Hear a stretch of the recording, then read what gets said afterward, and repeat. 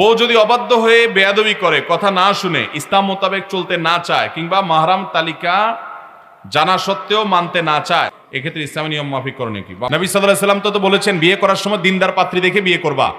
আমরা এখন দেখি যে চেহারাটা ঠিক আছে কিনা, বাপের পয়সা কড়ি আছে কিনা, সামাজিক অবস্থান আছে কিনা, আসলটা দেখি না। আসলটা দেখি না। আসল হলো দেখতে হবে সে ধার্মিক কিনা, আল্লাহভীরু কিনা।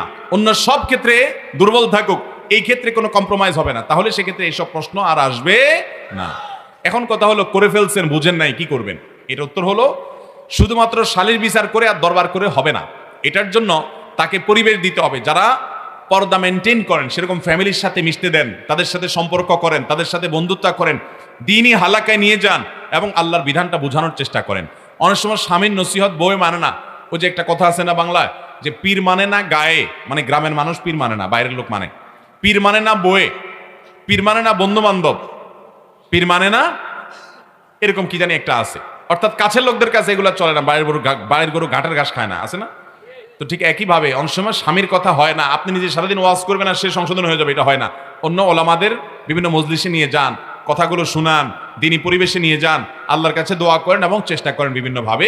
ইনশাআল্লাহ হেদায়েত দেওয়ার মালিক আল্লাহ রাব্বুল আলামিন।